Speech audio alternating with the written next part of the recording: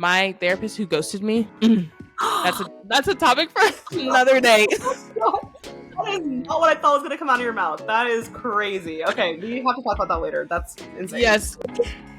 And I'll also say, like, not everyone you meet is going to be the right fit. So I think whenever we think too much about, do they like me? Do I fit in? Let's rewind a little bit. Like, do you like them? Do they fit into your life? That's a great question to ask yourself. I mean, I don't think most people feel super great when it's dark early out. But there's a difference between being like, oh, this kind of sucks, and like literally like melting into the ground, into the earth, and like wishing it would swallow you whole. There's a difference. Hi everyone, you're listening to Transplants, the podcast for 20-somethings moving to a new city and trying to navigate all the trials and tribulations that come with it.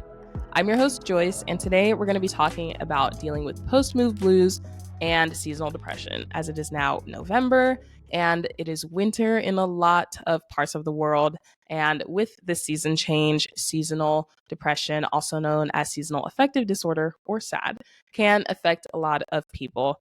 And there's just a lot going on in the world right now from a global perspective. So I wanted to take some time to talk through some hard emotions and give you guys some tips on how to deal with those. So, with all that being said, I have a very special guest with me. I've invited one of my closest and nearest, dearest friends, Tara, to talk about all the things on this episode of Transplants. But to kick us off, Tara, do you mind introducing yourself? Yes. Hello, I'm Tara. I'm from Austin, Texas, / Texas in general. And my big move was moving from Austin to Seattle, which is very, very different. I work at Amazon in tech as a program manager, and I'm really passionate about art history, about entrepreneurship, and about just building community in general. I met Joyce because we were in accounting together, and I looked over and I saw this beautiful girl, and I was like, she's got style, she looks cool, I'm going to sit next to her, and planted the seeds for one of my closest friendships as well. So we are very grateful for Joyce. We are very grateful for Joyce. There we go.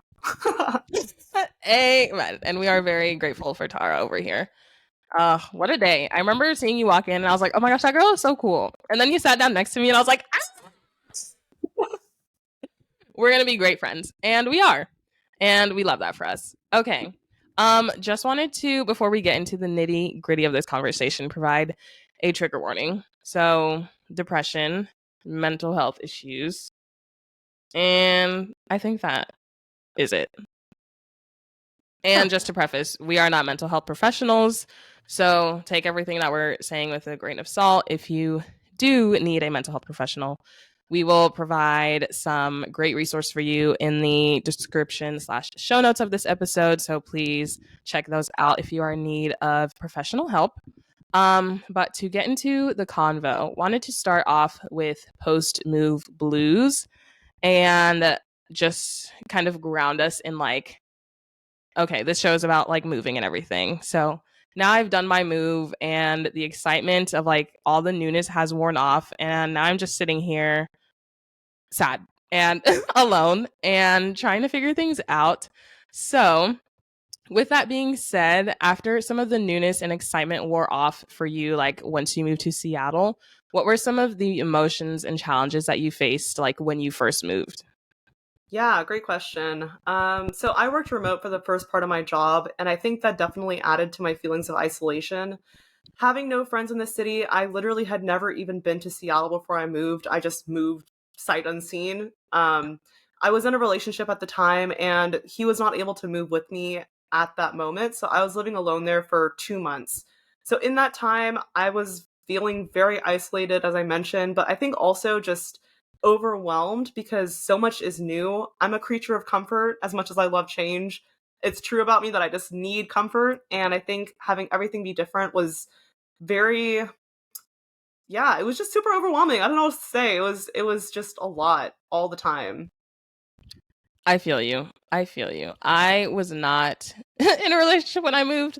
And I feel like luckily I like with the program I was in for work, I was like with people and making friends with people who were like in the same boat as me and like moved, didn't know anybody. Like we were becoming like chosen family, which is good. But then after like the newness of like the job and like the city wore off, it was like, this is like not it. I definitely agree with like being a creature of habit and like wanting to be comfortable in your environment. So like in those early stages, what were some things that helped you like overcome those challenges? Yeah, I had to make sure that I went outside. Okay, let me explain something about Seattle first, because you have to understand about Seattle, if you're not a Seattle girly, that she is a city of extremes. So the summer, I genuinely believe, is like the most beautiful summer and place on the planet. Like, it is like God herself came down and touched the earth and just like created perfection. So I moved in August. So I got the very end of summer and I was able to experience how wonderful it was. And then very quickly, rainy season started.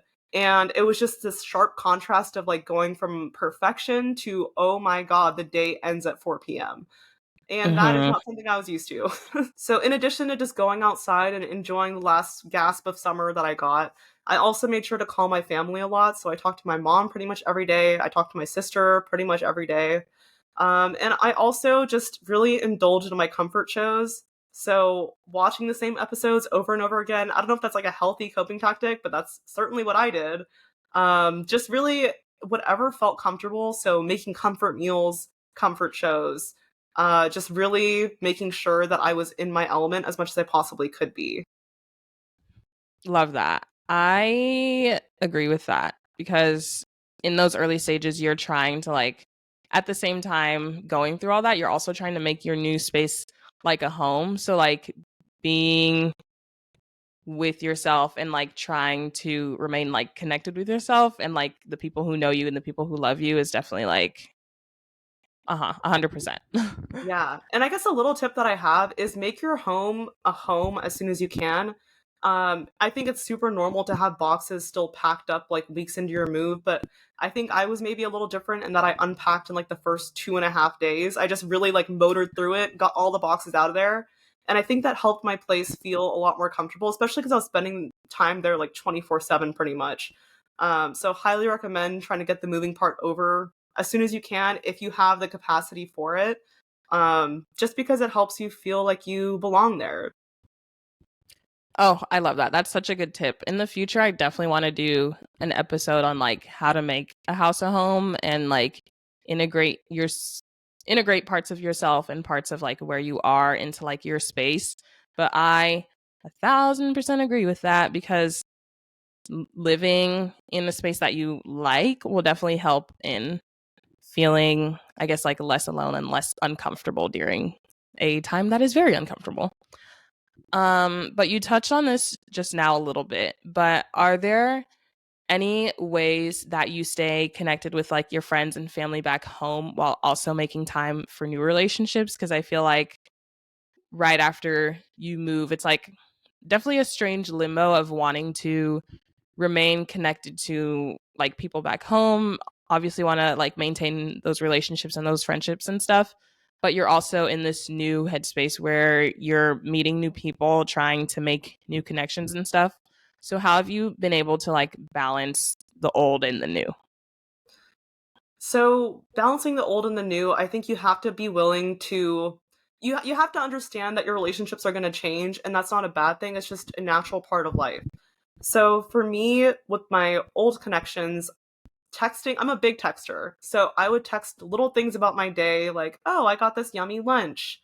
Things that are kind of dumb, but I feel like that Mm-hmm. monotony is what really helps you feel connected to someone because like they got to keep up with the lore, you know? Like how do I Mm-hmm. go from telling someone about like nothing for a long time and then like catching them up on everything at once? You can't do that. It's hard. It makes Mm-hmm. you not want to reach out. So, I would say keep your people involved with the lore as much as you possibly can as time goes on. And then for new people, I met all my friends through Bumble BFF. I'm actually a very big proponent of the app. I was a success story of it. So for me, trying to balance that with new friends, I leaned pretty heavily on sending memes to like new Love people. that.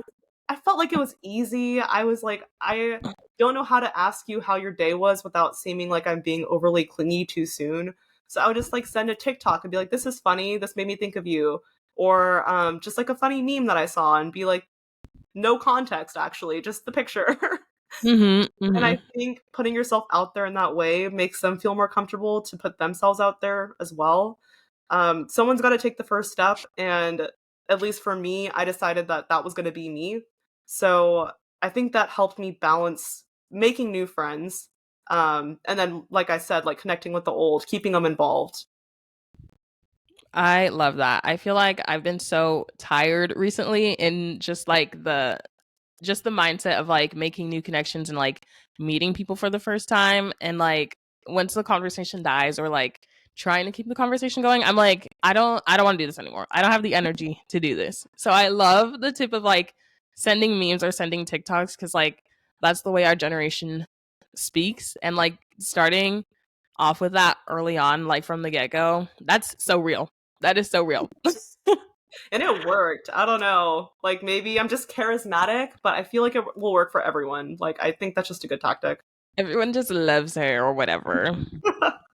On that note, in terms of like staying connected with like friends from back home, some of my friends and I from college started doing weekly photo dumps and just like sending in our group chat photos from like our lives throughout our week, and it's a way for us to like remain connected with each other, because like sometimes the group chat will be dry for like 3 months and then we like circle back, which is like fun, but it's nice being able to see like everyone's daily lives in photos and like just remain connected, which is a lot of fun. So hopefully you guys listeners start doing that. Yeah, or uh finstas or like Ooh, close friend stories. Yeah, all good. yes, love those. I think it's important to note as well that when you're making new friends, you're not going to fill the void of the old people that you had. So, for example, I have really amazing friends here that I love deeply, but I don't have a Joyce here because you're the Joyce. So, I think you have to understand that you're not going to just fill the void of the people that you are not living in the same city as anymore. And that's beautiful. Like that's wonderful because you're going to have new people. You're going to have Sarah's and Claire's and like Bailey's and whoever. You're going to have new people. So it's okay to want to keep the old friendships and also understand that they're going to be different from your new friendships.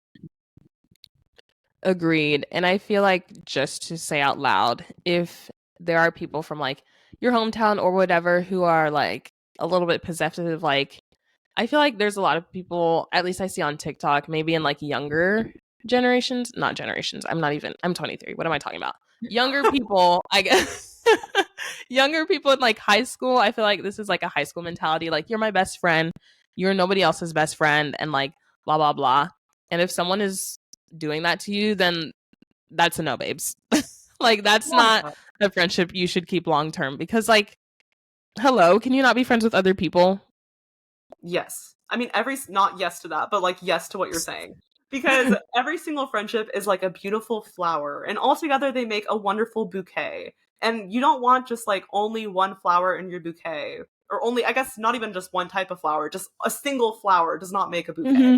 So I think Exactly. it's a beautiful thing when your friends have other friendships because that's like I don't want to be the hiking friend to like my best friends here. Like I don't want to be the hiking friend. Like you have hiking friends, you know? Like I'll be the Hmm. painting friend. I'll be like the call me at 2 a.m. and come over friend. But like there's different seasons for different people. So I think I totally agree with what you're saying. In terms of post move blues and dealing with those emotions, wanted to talk about the isolation that you may feel during that time period after like the rainbows and kittens have worn off, and going about like creating your chosen family. We kind of touched on this in like exploring new relationships and things like that. But what has given you like solace and comfort during moments of isolation throughout like your move and like even the beginning stages of you being in Seattle up until now? I think that I'm someone that is maybe more comfortable being alone than maybe other people, just in the sense of like I can spend a lot of time by myself. And there were times like when I was working remote that this is not good. I would not leave the house for days at a time. I would not speak to someone in person for days at a time. Girl. And even that, like that wore on me. Like that definitely got really exhausting. So I think just like going outside and like talking to strangers, like even in little ways. It's even good exposure therapy. Like if you're really anxious doing that, just go to the corner Mm-hmm. store and be like, how's your day going? Like how's it going? And doing that as a Southern girly that's in a city that's known for people being very cold, you get some weird looks, but Mm-hmm.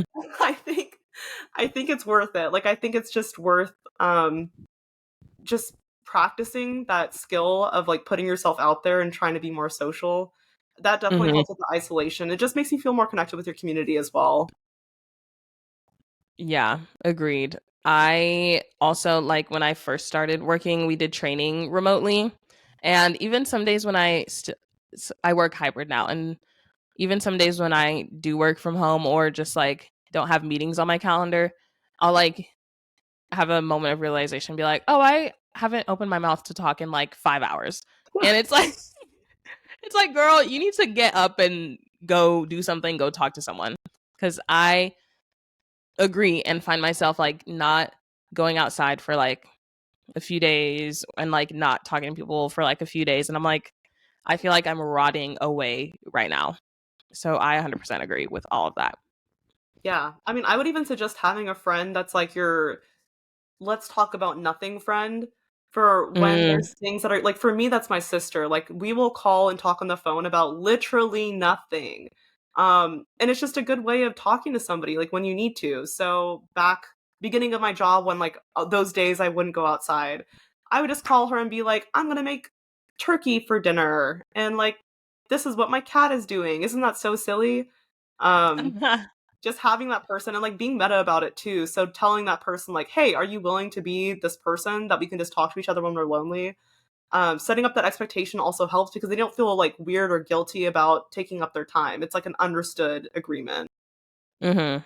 I love that. I was about to suggest like for people who may not have a person, like maybe start recording yourself as like a little vlog and be like, "Hey guys, today I'm going to whatever, whatever." But then thinking about that, I was thinking about a TikTok that I saw the other week or something Uh-huh. about like how people are speaking to like invisible audiences and stuff, and it's this weird thing. And it was basically the lady who was recording, and she was like on a first date and she got taken to the Cheesecake Factory, and people were making like commentary about that video. And I was Yeah. like, "Oh, Okay, I'm mhm. guilty of that, to be honest. I feel like I enter my Delulu phases where I'm like, I am gonna be an influencer to nobody. But some Mhm. I don't know, being Delulu kind of helps. I feel like it is a superpower in a way, because it does boost your self-confidence. Um, I don't know. I think that's still a good suggestion, Joyce. Okay, period." I'm glad you think so too, because I feel like I don't know, like a fake it till you make it mentality can help, honestly. Totally. Everyone is the main character in their own lives, and however that shows up for everybody, that's your prerogative. Absolutely. Yeah, I feel like we should embrace being the main character. Like, I don't think it should be a derogatory thing. Obviously, if you think that you're the main character of the universe, like, let's sit down and let's touch grass. But you Mhm. should be the main character of your own story, and it's okay to center yourself sometimes. Um, Other people exist, but yeah, you're the main character of your own story. Love that. Period. So, diving a little bit deeper into that feeling of isolation, during this time period, a lot of people are obviously putting themselves out there. We talked to this like making new friends, trying to make new connections and things like that. And that's like obviously it can be fun, meeting new people, blah blah blah. And especially when those connections start to get deeper, that's always like a great feeling. But on the flip side of that, it can be tough when you're starting to like make these connections. Maybe you're starting to become part of a friend group, but then at some point you start feeling left out of said friend group. So, like, other people may have like better connections or something, and you feel as if you're like not so much a part of the group. And it's kind of like this self inflicted isolation. Have you personally dealt with that? And what tips would you have for any listeners going Yes. through that? Absolutely. That is basically like most of my college experience. I was in a codependent relationship, and because of that, I didn't center my friendships, and I always felt like I was on the outside looking in on other friend groups. And the decision I made when I moved to Seattle was like, I'm not going to allow myself to be like a self victim of that anymore. Like, I'm going to be the person that initiates. So I feel like I've crafted a friend group now at this point where I'm the one that's sending out invites. I'm the one that's bringing people together. And you know what? Everybody gets invited. Like, that's kind of the beauty of it. Woo! So I think that you can be that person that can have that power of bringing people together if you choose to. And I'll also say, like, not everyone you meet is going to be the right fit. So I think whenever we think too much about, do they like me? Do I fit in? Let's rewind a little bit. Like, do you like them? Do they fit into your life? That's a great question Yes. to ask yourself. Yeah. I love that. That's such a good like tip to like flip it on its head and be like, actually, are you the right fit for me and where I'm at in my life? Because I feel like when people are overthinking, it's like, oh, what do they think of me? Do they think I'm like, they don't like me? Blah, blah, blah. It's like, actually, center yourself. You're the main character. Yes. Wow. And I'll even say, like, there were some friends that I made here when I, like, in my first batch of Bumble BFF, the friends that I made, there were a few people that I really thought were close friends of mine. And then as time went on, I realized that I wanted to distance myself for one reason or another. But, like, notice if they're asking questions about you. Like, are you the one that's always having to initiate speaking to them? Are you always going over to their place? Like, what kind of energy do you want? Because you deserve reciprocation. So I think it's important to also check in on your friendships because I had to do a check in like a few months into that friendship to be mindful of the fact that I wasn't happy. And so I needed to kind of like divert my attention to people that were filling my cup. I did want to ask, do you not get tired of like being the planner friend? Because love being the planner friend, but at the same time, it's like, I want someone else to take the reins for a change. Like, I want someone to invite me and think of me. You know what I mean? Yes, totally know what you mean. And I think that comes naturally when you prove yourself to be a part of someone's circle. And I don't love how I worded that. Like, I don't think you have to prove yourself. You have innate worth as a human being. But I think Hmm. that you do have to put in time for someone to consider you to be a friend. To build a quality friendship, you have to spend quality time together, and there has to be a certain amount of times that you hang out. Like, it doesn't have to be 20 times, it doesn't have to be 10 times, but you have to spend enough time together that you feel like you have a connection. So there's bound to be people that you consider to be friends at a level that they don't consider you to be friends. And that's okay because vice versa, that's you with other people as well. So I think that you need to just put in time and grow those connections. And with time, you're gonna get invited too. Like I'm a part of many different friend groups here now, in addition to the own friend group that I've crafted, because I put myself out there and invited them. And now at this point, they know to invite me as well. So I also think that it's valid to bring it up with your friend if you want to get invited. Like I don't think that's icky or like cringe to just speak up for yourself and say like I love spending time with you in this friend group, like I would love to be included more. Is that something you think is possible? Like I think just voicing your concerns and your feelings like that is very brave to do, and I think that that also it yields responses. Like that's what yields results. Oh my gosh. I love that. I just felt empowered by that because sometimes I be feeling it like throughout my college journey, just like past few years and stuff.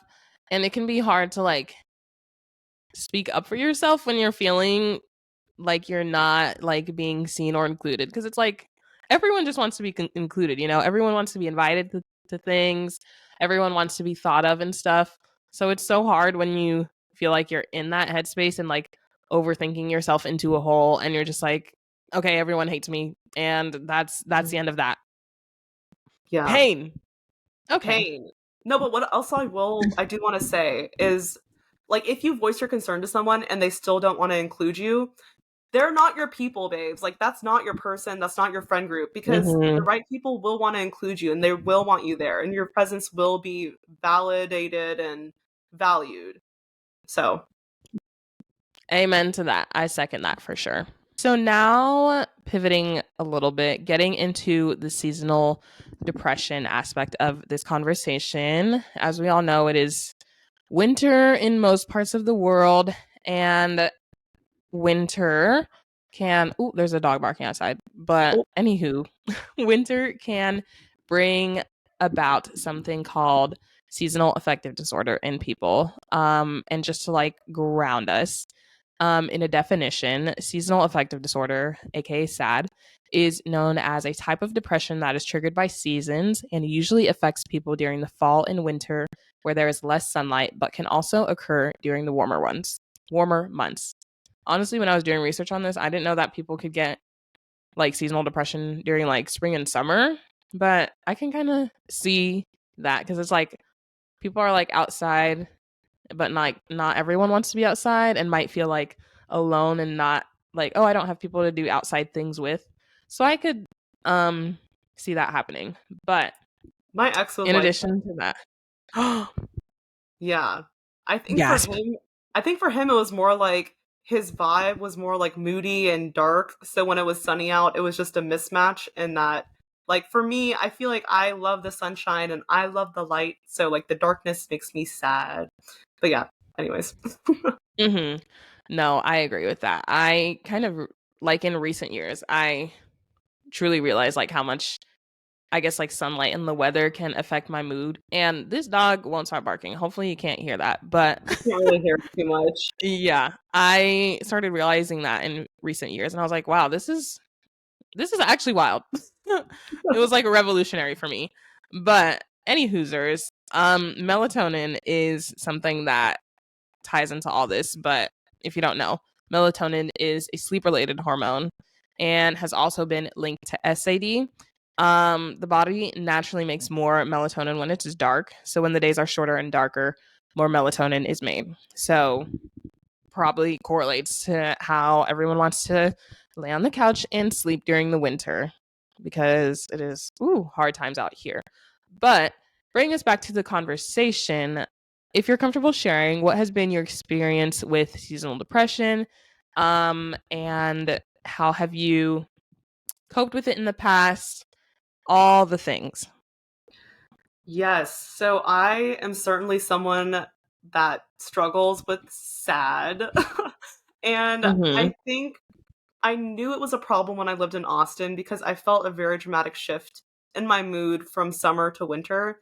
And frankly, like if we're being really honest, I have mood shifts often, but like this was more severe. So instead of it being like this, it was like this. And then my baseline Mm, is down here. You can't see it if you're on a podcast, but just envision me moving my finger lower. um, so yep. I think as my way to handle it when I moved to Seattle, accepting that it was going to come was important because life isn't always about ups, there's going to be downs. And I think knowing that it was going to come was the first step of me being okay. I knew the winter was going to suck, and I also knew it wasn't going to last.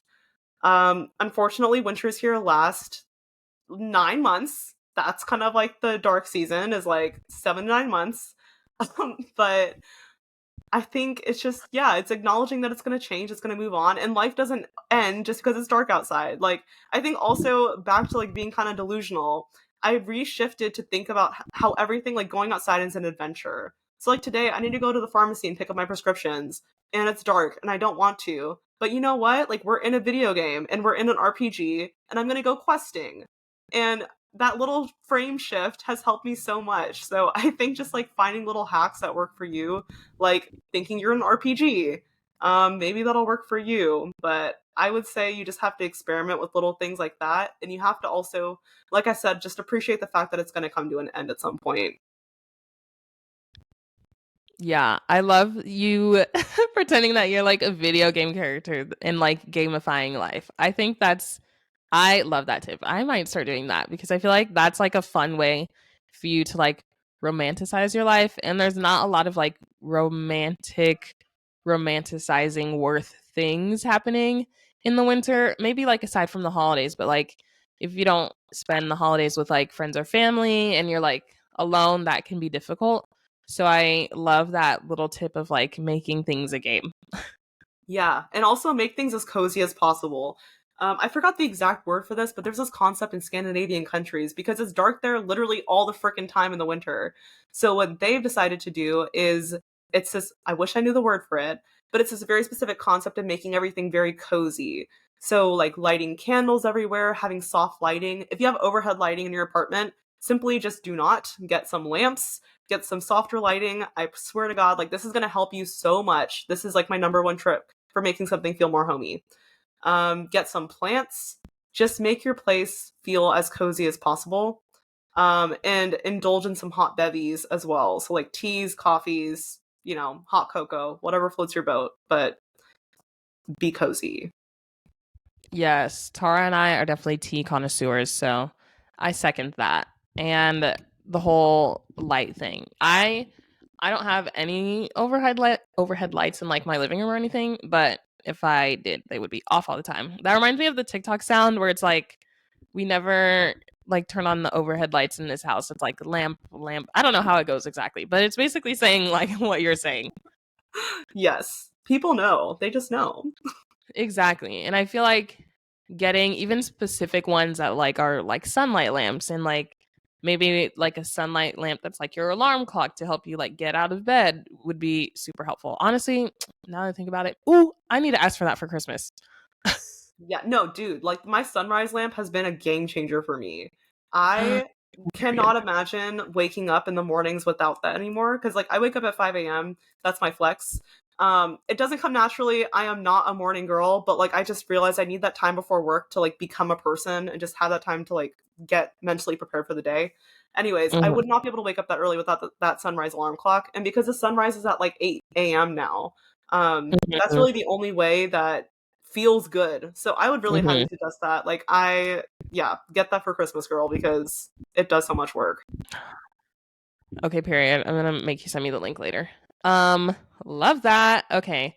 I think you also touched on like being proactive as a way to like set yourself up for success, which I would definitely second. I think I saw this like in a video I was watching or something, but I think being proactive and like knowing your triggers will definitely help you like prepare for things in advance and help you like set up things so that you're maybe not as sad, maybe not as affected during like the winter or like the summer or whatever season affects you. Hmm. Yeah. Like know your triggers for sure. So for example, for me, a big trigger is when I'm bored. I can't let myself get bored. And maybe this isn't healthy, but like I definitely stay busy to like stay ahead, run ahead of like the depressies. So yeah, I always have books to read. I always have paintings I'm working on. Like if you can see behind me if you're watching on YouTube, there are so many unfinished pieces back there that I just start because you got to keep some pots on the stove, I guess you could say. I love that. Honestly, the life of an artist, to be honest. Love that. Okay, another thing that I think we talked about that I have in my notes is like building routines and variations of routines. And I feel like you're the queen of like the morning routine now since you're like a 5 a.m.er grind don't stop girly. Can you speak on how you've built like a morning routine slash variations of your morning routine that work for you? Yeah, for sure. So I have my like morning beverage that I always have my tea, and that's kind of like part of my ritual. So that helps me wake up in the morning. Also working out in the morning, I hate sounding like this person because it's so obnoxious. Like I don't like these people either, trust me. But working out in the morning, you feel so good. You feel so good because like you already got it done. Agreed. Like you're prepared for work, like your brain feels very clear and fresh. So I'm a proponent Yeah. for doing that. I'm a fan of that. But so what I do in the mornings is I like to get some work done for like my side hustles and just like my little project that I like to do. So I give myself a little menu. It's not realistic to work on everything every single day. That's just going to burn you out. So for example, let's say I'm working on a new art piece. That's one of the things I could work on. I'm working on building a jewelry business. That's another thing I could work on. And I'm also working on building out a print shop, like for my art. So there's three things I can do. And I'll set up like actionable items I can do for each of those things for the week. So for example, build out a website, or even just choose a website to build from, buy a domain, like things like that. Each morning I'll try and get like 1 to 2 of those done. So I have the flexibility of choosing what I want to do, which allows me to have less paralysis about like what am I going to do. The options are already there; they're easy to pick from, and I have the flexibility of choosing like what I feel like the vibe is for that day. So I would say like don't set up a very strict to do list for yourself because you don't know how you're going to feel that day. Give yourself a menu instead. That is such a great tip. I need to take some freaking notes because especially in like recent weeks of me just trying to like get my life together again and like I guess prep for the new year. I've been trying to get some things done. And sometimes like I will come home from work and be so exhausted from just like talking to people all day, listening to meetings all day and just like blah blah blah. So it can be hard to like do like life things or ew disgusting. So it can be hard to do life things or like side projects. So I love the idea. Maybe I'll become a 5 a.m.er. Don't hold your breath, but we'll see. Okay, but also I will say that if your schedule's flipped and like you're a really late night owl, you can do it the other way too. Like just wake up right before you have to get ready, to do work and like set up your time at the end of your day. Like from 10 p.m. to 1 a.m. Like that's your 3 hours to get stuff done. So like make it work for you. Oh my gosh. If I went to sleep at 1 a.m., I would get like 5 hours of sleep because I wake up early because I take a while to get ready. Because in the Well, morning that's I because you like to always do look like so my good every day. stretches. What? That's because you always look so good every day. You put your whole brain into every outfit. Mm-hmm. I try to, but it's a whole thing. I like to meditate and like do my morning stretches and be very slow in the morning. So like it's not I don't know, it's not conducive to that. So Yeah, we you are will not a nighttime girly. You can be a 5 a.m.er if you want. I feel like you fit the boxes. I could. Honestly, every time I've had to wake up super early to like just to crunch for work sometimes, which is like tragic, but it's been great. I will say that. Um, but you know what? Such is life. We shall see. One other thing that I think is helpful during this time is like to force yourself to see people, which you wrote in like our notes, because having someone to like talk to and like be like an external outlet for you can be helpful because like we've talked about like the isolation and like overthinking and blah blah blah can like lead you down a bad path sometimes. Yeah. I really try not to be a flaky person. I feel like I've been flaky living here just because it's so dark, but I'm getting better at it and I'm forcing myself that when I make plans, I follow through on them. So, for example, like I went to happy hour this week with my friend. I adore her. Like I love seeing her, but I was really dreading it just because I didn't want to leave my apartment because I was so comfy cozy and it was dark and it was gross outside. But you know what? I got ready. I looked really cute. Also, that's another thing, look really cute. Like when you show up for yourself, you just feel like you can take on the world. So I like tied a little ribbon in my hair. I like picked out like my cute shoes, a cute outfit, and I came back home after that happy hour feeling so much better. I just felt like I had filled my friendship cup. I had my social interaction for the day. I talked about something that's not boring tech work. So, yes, Mhm. force yourself to see people. Yes, I love that idea too of like getting ready because like I agree. I've had times where I'm like, oh, I wish I had canceled these plans because I don't want to go. And after the fact, after like everything is said and done, I'm like, oh, I'm glad I went. Yes. I 100% agree. And I'm always like, Um, I should bottle this feeling for the next time I want to cancel. And then it's yes, always the same struggle. So, you never really overcome it. It's like Sisyphus, but you're going to do your best. And as long as you go more often than you cancel, then I think that you're doing great, sweetie. exactly. And on the flip side of that, it's also, yes, force yourself to go, but also know your limits and listen to like your body and listen to your heart. And if you're truly, truly not feeling it and you're like, I literally like can't do this, then don't go.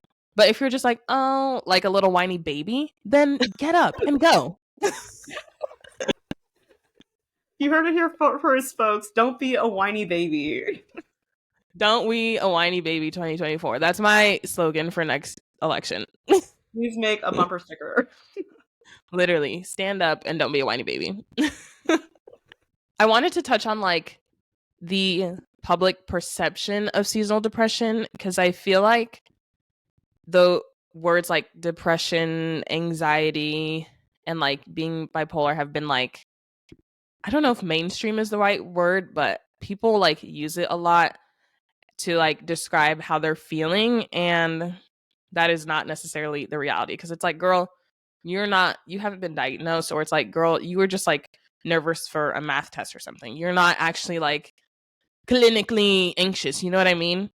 And I feel like seasonal depression kind of falls into that. So, what do you think is like the biggest misconception about seasonal depression?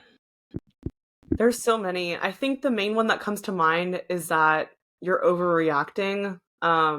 It's really easy to feel like you are overreacting, especially when everyone else. I don't think anyone. I mean, I don't think most people feel super great when it's dark early out. But Mm-hmm. there's a difference between being like, "Oh, this kind of sucks," and like literally like melting into the ground, into the earth, and like wishing it would swallow you whole. There's a Mm-hmm. difference.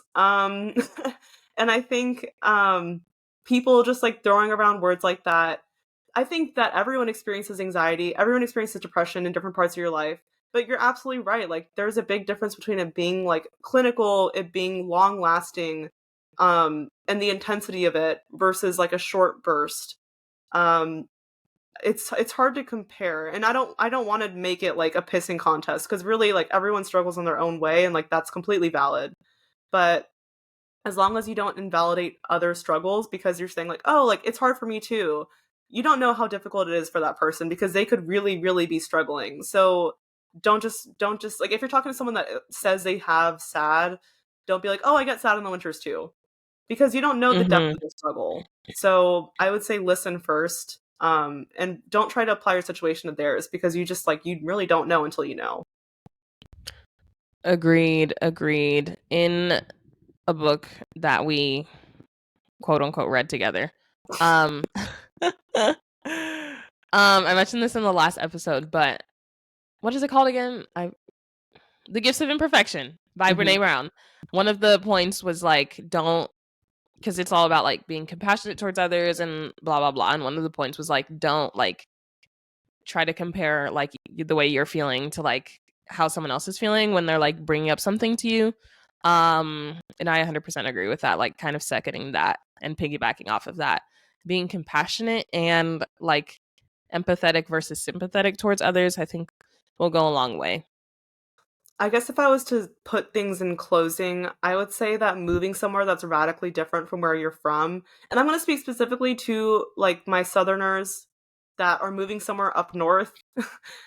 Like your days are gonna Woo! be shorter, it's going to be colder, and I'm Mm-hmm. sorry. I'm so sorry, especially if you're someone that enjoys the South like I do. Like I love the Yes. South. I miss Texas, honestly. Maybe it's just Oh, because missed her I so haven't been much. there. I miss her, okay? Mm-hmm. Hook um, 'em! Hook 'em! Forever.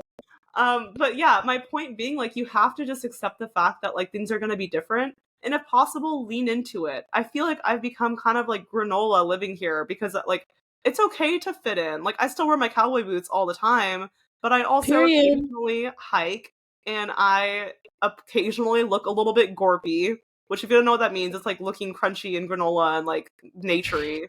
You know, it's okay to want to fit in. And like I feel like I have my like Pacific Northwest persona that's a lot more natural. I mean, you remember me in Austin, like I always had like my fun makeup and like my colorful outfits Mm-hmm. and everything. I feel like I'm much more muted here. I'm much more like with the people. But that doesn't Yeah. mean I don't still have my own spark and my own originality and individuality. So Yeah. yeah, create your persona for where you're living. Like you haven't met them yet, and that's Mm-hmm. exciting. That's so exciting. You get to form who this person is. And I think that's such a beautiful part of life is that rebirth and that redirection and reinvention and just embrace it. Love that. 100%. I feel like when you move, it's obviously a great opportunity. Become, you could do like a Hannah Montana and become someone completely different. Yeah. But if you move from that place, like again, it's just like, I guess maybe this is like a metaphor for life, but like you'll take pieces from like home, pieces from that place, and pieces from the next place, and they're all gonna add some type of value to your life, some type of value to like who you are, and will help you grow as a human being. Yeah. Get hobbies. Get hobbies and stay busy in the winter and all of that. Everything you said. Yes, hobbies are, ooh, yeah, hobbies definitely. keep me like, I don't know, sane during the winter, because it's like I'm like moving my body at some point and like not just laying and watching TV. Honestly, when I'm like binging or something, I feel like my therapist who ghosted me, that's a topic for another day. That is not what I thought was going to come out of your mouth. That is crazy. Okay, we have to talk about that later. That's insane. Yes. But my therapist who ghosted me during one of our sessions, I think I was talking about like not binge eating, binge watching like a TV show. And she was like, "Oh, so the show is watching you. You're not actually watching the show." And I was like, "Oh, that was a read." Oh. She really got me. So don't let your shows watch you during the winter. Get up off your couch, do a little squat or two on your living room floor. Do something to get yourself moving. And like get your gears turning, because we will not let sad beat us this winter. No, we will not. Yeah. And actually, okay, if I can just interject really fast about the workout thing. If you don't want to go to the gym, I do not go to the gym in the winter. And I still work out every day. Like I'll do like a little YouTube home workout, like Pilates or HIIT or Fit or some kind of something. Like just get a yoga mat. Even just do stretching and yoga at home. Like do something to move your body and you'll feel so much better. I know that's like something that depressed people hate hearing, including myself, to just like move your body because it seems like it's diminishing your feelings. But the really annoying part is that it actually works. Like it does work. It will make you feel even marginally better, which I think is worth it. So yeah. Yes, I 100% agree. I'm trying to keep myself. It's hard because I also play soccer, and like even to after I've come home from work and I'm like, oh, I'm in my warm apartment, and then I have to like take off my makeup, get changed, and go to like my soccer game. But that's been honestly a great outlet for me to one, stay like active and healthy, and also just like, you know, further those connections with like my teammates and, you know, continue getting to know them, which is like a fun time. But yeah, exercise, as much as it can be annoying to like actually get up and do it, it'll help. Just set yourself up to like maybe like set your yoga mat somewhere that's super accessible, or set out your workout clothes the night before or something like that. Just prioritize moving your body because it'll be better for you in the long run. In closing, I feel like we had a great conversation with lots of tips and tricks for everyone. So I hope listeners to this can take some bit of advice and apply it to their lives. But thank you so much, Tara, for being on the show. I love you so much. And this was fantastic. So much fun. Before we let the people go, can you let them know where to find you? Yes, you can find me on TikTok and Instagram at Tara the Star Girl, and I hope to see you there. I do fun content on art and creativity, and yeah, it's been so much fun being on your podcast. I love Transplants. I am #1 Transplants fan, so yeah, I love what you do. You are truly the best. Please be sure to follow Transplants wherever you listen to your podcasts, and leave us a 5-star review and do a little comment, do a little this, do a little that, because that would be great for the algorithm, as the girlies say. You can also follow Transplants at Transplants Podcast on Instagram and TikTok, and join the Transplants community. And yeah, that is it for today's episode. See you guys again in 2 weeks for the next episode. And remember, you're not as alone as you think.